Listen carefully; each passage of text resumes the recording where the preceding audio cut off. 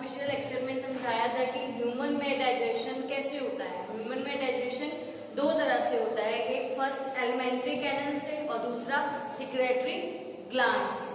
ठीक है, उसके आगे मैंने आपको पॉइंट की इंट्रोडक्शन दी थी। अब आज हम वन बाय वन उस पॉइंट्स को डिस्कस करेंगे। सबसे पहले हम एलिमेंट्री जो कैनल है उसके सबसे पहले उसका फर्स्ट पॉइंट डिस्कस करेंगे कि एलिमेंट्री कैनल में जो मैंने फर्स्ट पॉइंट आपको बताया था वो हम आज इसमें डिस्कस करेंगे। उसका फर्स्ट पॉइंट कौन सा है, देखो, the mouth and the buccal cavity. Mouth and the buccal cavity, जब हमारे माउथ में फूड इनटेक होता है, फूड अंदर जाता है, तब क्या होता है, तब वो फूड कैसे डाइजेस्ट होता है, उसमें क्या क्या प्रोसेस होती है, उसमें क्या क्या आता है, वो हम इसमें डिस्कस करेंगे।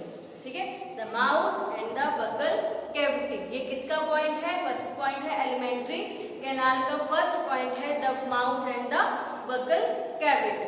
राइट, देखिए क्या क्या होता है। Food is intaken by the mouth, ये तो सबको पता है कि जो भी फूड हम लेते हैं वो सबसे पहले कहाँ जाता है, माउथ के अंदर जाता है, इनटेकन बाय द माउथ। जब भी मैंने फूड लेना है तो मैं अपने मुंह के अंदर डालूंगी, अपने माउथ के अंदर डालूंगी। उसके बाद क्या होता है, फिर उसके बाद process of intaking food into the body. फिर उसके बाद जब वैसा process of intaking food into the body, जो जब हमारा जो फूड हम ले रहे हैं जब वो बॉडी के अंदर जाता है उसको हम क्या बोलते हैं, उसको हम क्या बोलते हैं, इनडाइजेशन बोला जाता है। ये आपको डेफिनेशन भी आ सकती है, process of intaking food into the body. जब भी ऐसा प्रोसेस जो फूड हमारी बॉडी के अंदर जा रहा है उसको हम क्या बोलते हैं, इनडाइजेशन बोला जाता है। ऐसे प्रोसेस जब फूड क्या है हमारी बॉडी के अंदर जाता है तो उसको हम क्या बोलते हैं, इनडाइजेशन बोला जाता है। Clear, the process of intaking food into the body, हमारी बॉडी के अंदर, is called a indigestion. Clear, इतना समझ में आया। हम फूड किसके द्वारा इनटेक कर रहे हैं, अपने माउथ के द्वारा हमारे अंदर जाता है। ऐसा प्रोसेस जो हमारी बॉडी फूड जो हमारी बॉडी के अंदर जा रहा है उसको हम क्या बोल रहे हैं, इनडाइजेशन बोला जाता है।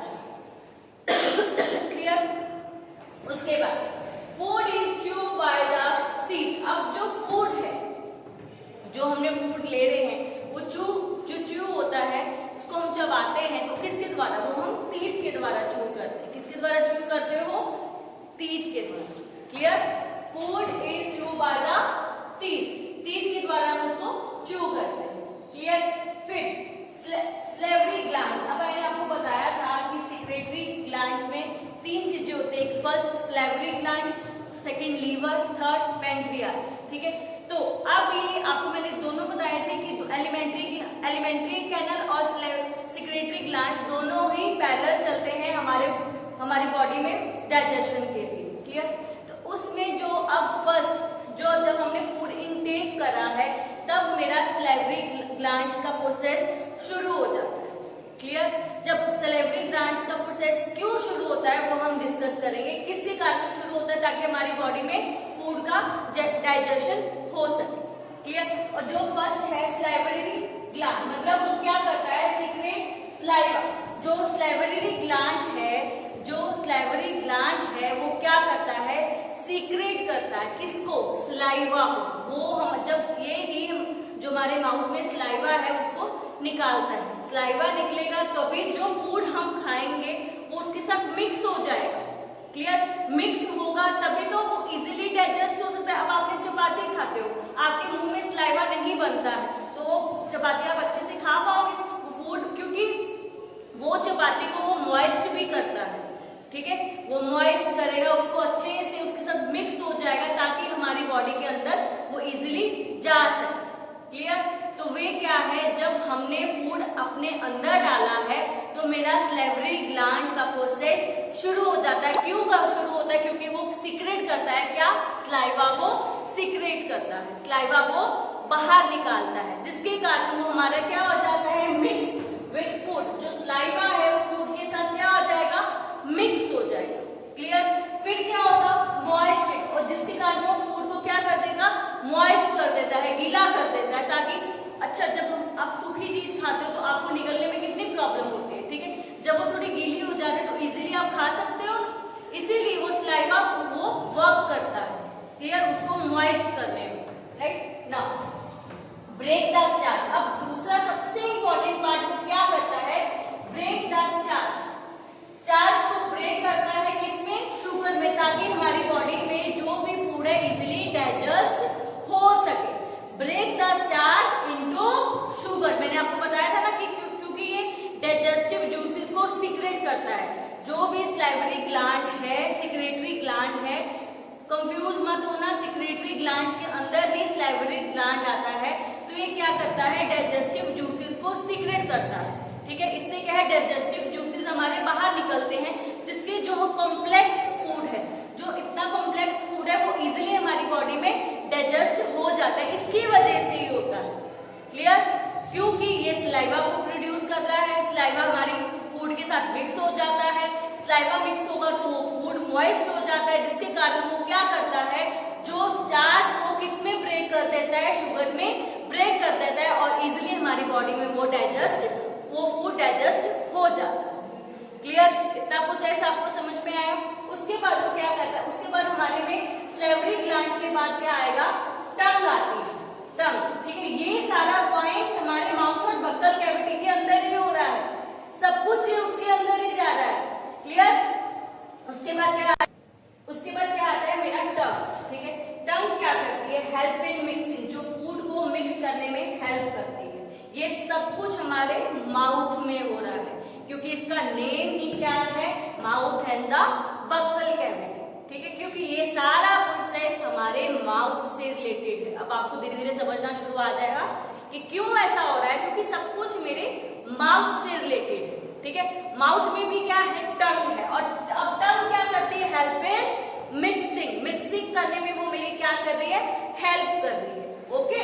फिर हेल्प इन स्वेलोइंग फूड को स्वेलो करने में भी मेरी क्या करती है, टंग हेल्प करती है, ठीक है।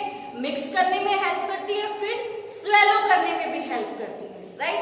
सबसे इंपॉर्टेंट वर्क वो क्या करती है, सबको पता है, टंग में क्या होते हैं, टेस्ट बर्ड्स होते हैं।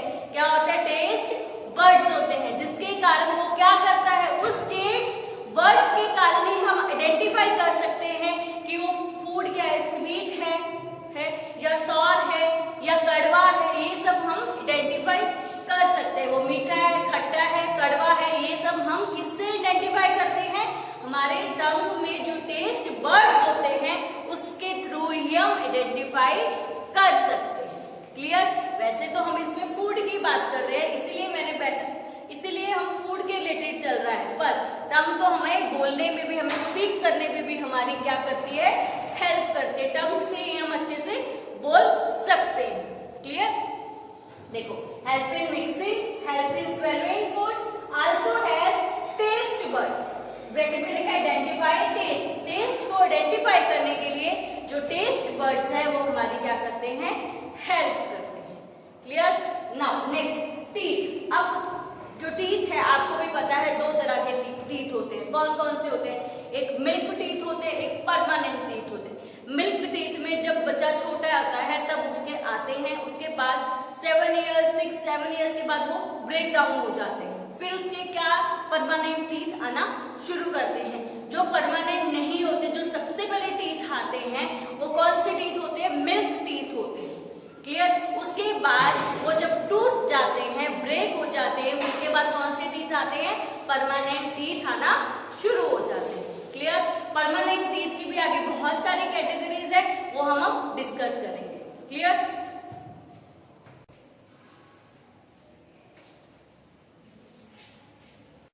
मैंने आपको बताया कि दो तरह के टीथ होते हैं, मिल्क टीथ और permanent teeth, right. Permanent milk teeth के बारे में तो आपको पता ही है, और परमानेंट टीथ में जो आगे कैटेगराइज होते हैं वो हम डिस्कस करेंगे।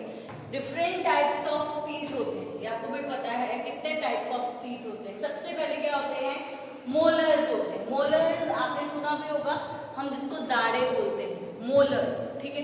तो मोलर्स क्या करते, फूड को ग्राइंड करने में हमारी हेल्प करते हैं, राइट। मोलर्स क्या करते हैं, फूड को ग्राइंड करने में हेल्प करते हैं। जो मोलर्स होते हैं, जो हमारे माउथ के सबसे एंड वाले टीथ होते हैं, सबसे एंड वाले।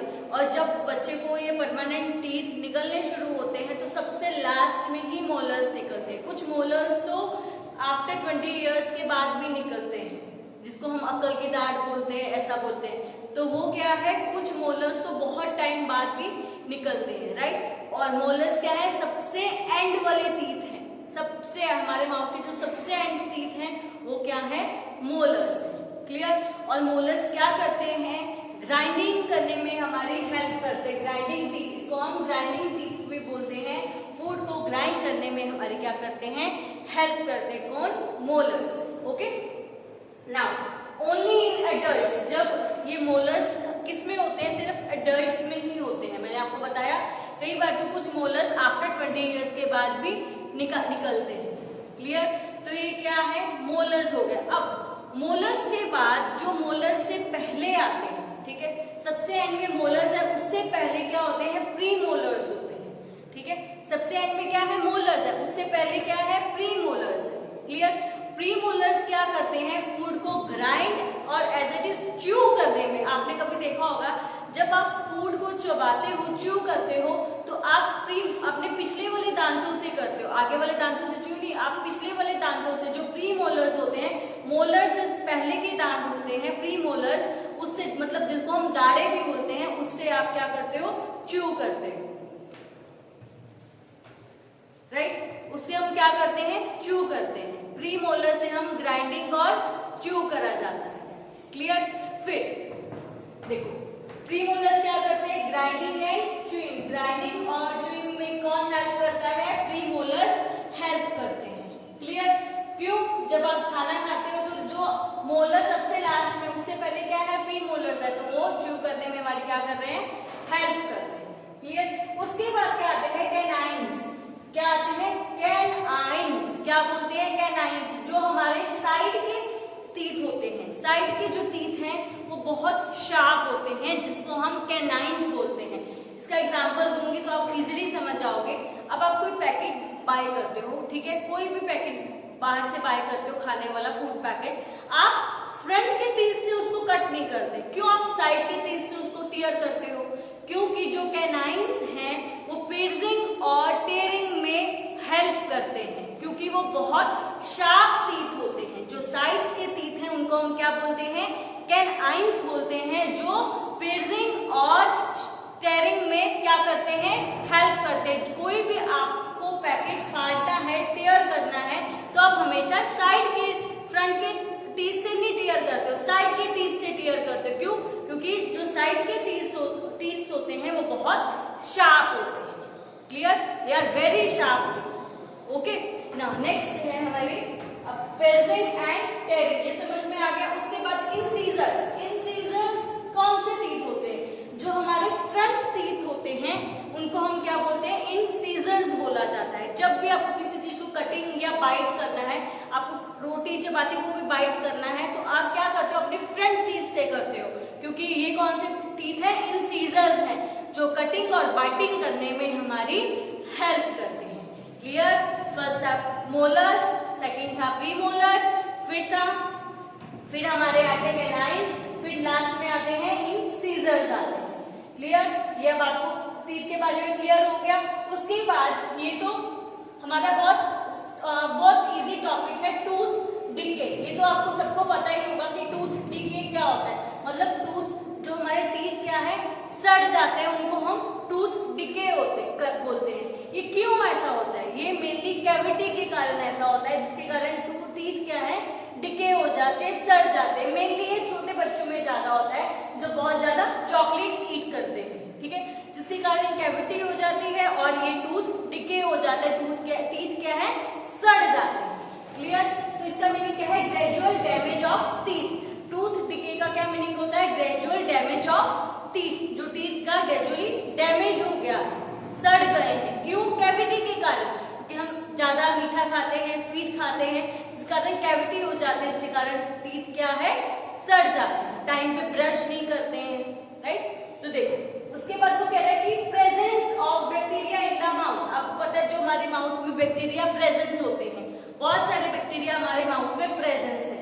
और क्या होता है, जब कई बार हम जब खाना खाते हैं तो हमारे दांतों में कुछ रह जाता है, लेफ्ट ओवर रह जाता है। लेफ्ट ओवर फूड मतलब कुछ फूड हमारे दांतों में रह जाता है, जिसके कारण वो बैक्टीरिया क्या कर देते हैं, उसको ब्रेक डाउन कर देते हैं, उस जो फूड को क्या कर देते हैं, वो ब्रेक डाउन कर देते हैं और एसिड में चेंज कर देते हैं। ठीक है, जब वो एसिड में चेंज कर देते हैं जिसके कारण हमारे जो टीथ हैं वो बहुत जल्दी सड़ने शुरू हो जाते हैं। तभी तो बोलते हैं कि 2 बार ब्रश करना चाहिए, बार बार जब आप खाना खाओ तो आपको उसको अपने माउथ को अच्छे से वॉश करना चाहिए ताकि कोई भी लेफ्ट ओवर फूड ना रहे, जिसके कारण वो बैक्टीरिया ब्रेक डाउन ना करे और एसिड को जनरेट ना करे।